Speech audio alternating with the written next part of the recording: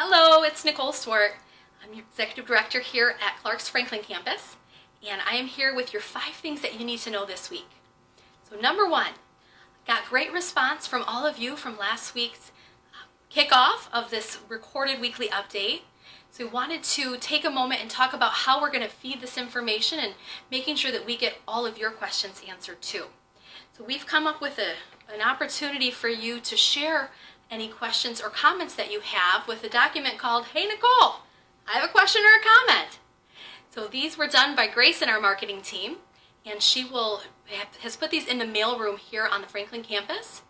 And then we also can email these out. So if you want to do it digitally and send something back into us, please feel free to do so. You can turn these into me or turn them right into the reception desk here, and we will make sure that these get answered. The thought behind it is if you have a question or a comment, there's probably a lot of other people who do too. So we wanted to be able to take these and have the content that we share in these weekly updates be things that are most important to you, things that you want to have answers to. If you have a question or a comment that needs to be answered more quickly than on a weekly basis, there's a little box that you can check at the bottom that says, please respond to me within 2 business days, and we will certainly do our best to respond to you in a timely manner. So wanted to share what we're expecting to come out this week. We are expecting an update on visitation from the Michigan Department of Health and Human Services.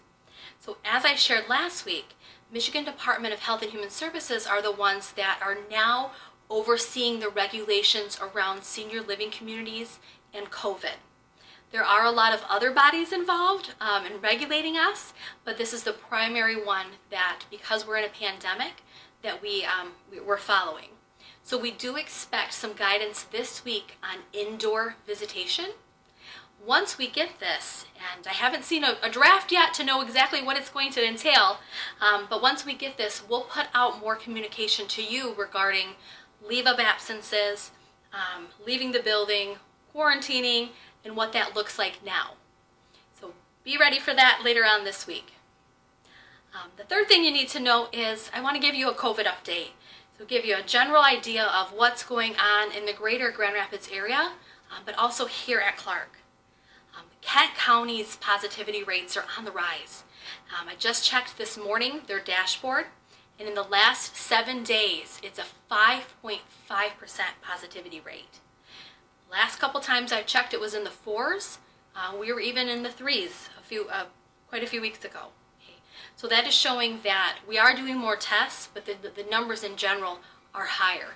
We're seeing a couple thousand positive cases a day right now, which means that the more we're out, the more we're exposed, the higher risk we have of getting COVID and bringing COVID back to Clark and the family here. So we've asked our staff members to be cautious. What we're hearing is that people aren't getting COVID in large gatherings. They're not getting COVID so much so as going out to these big parties, but when they're coming together in small household gatherings. So whether that be a child or a grandchild or a family friend in college, school-age children, that's where they're seeing a lot of increase in the COVID positive cases right now. So we say that because we want everybody just to be really careful.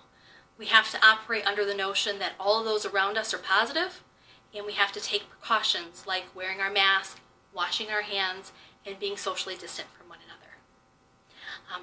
In the perspective of Clark here, knowing that COVID's on the rise, we do have 2 positive staff members here just on the Franklin campus. And we've converted one of our wings in assisted living memory care to a wing that we can care for our COVID positive residents. So we do have 9 COVID positive residents right now. And they've been cohorted in a wing together. What's nice about being cohorted in that space though is that they're not confined to a room. They're not quarantined to a room. They're able to walk the halls. There's a couple sitting areas down there. They can have coffee time, do activities, and do a lot of the things that they've normally been able to do because everybody has COVID. So it does allow us to not only care for them in a medical sense, but care for them, the whole person, the quality of life, and making sure that they're not just sitting in a room. So we're very blessed to be able to do that, to have the space to do that, and to be able to care for them here in the comforts of their home here at Clark. The fourth thing I want you to know is that I'm really excited about this.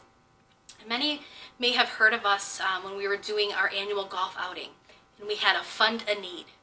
And Fund a Need, through our foundation, allows people to donate to a specific cause here at Clark that will benefit the daily lives of our residents and a lot of times our team. And this year's Fund a Need was resurfacing our BK patio. So our BK patio was the host to many outdoor visits this year. We have a garden area out there, we had some staff meetings out there, so it was certainly widely used.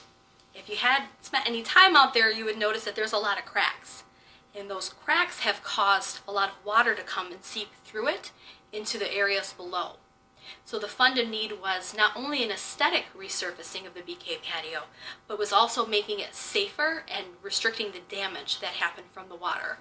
So we are actually in the process of this right now.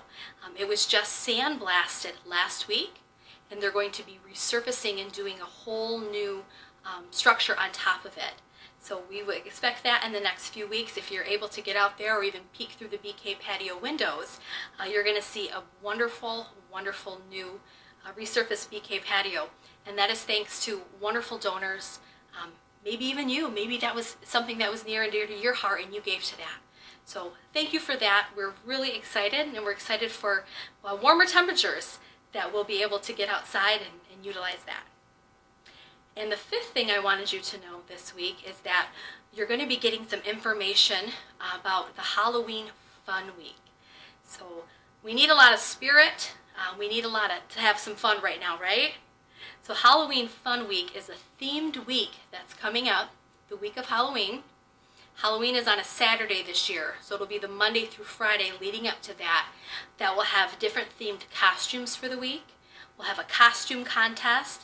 I'm sure we'll eat way too much candy, but we're going to have a lot of fun. So that's something that I want you to be looking forward to. If you need help with costume ideas, I like doing that. I'm more than happy to help you. But we're going to have fun. We're going to have lots of fun because living here at Clark, it means fun, right? So that's what we're going to do. So we've got a really fun team putting this together for you, and then you're going to get information on it this week. So check your mailboxes, check your email. We'll get that information out to you. I hope you have a wonderful week. Thank you.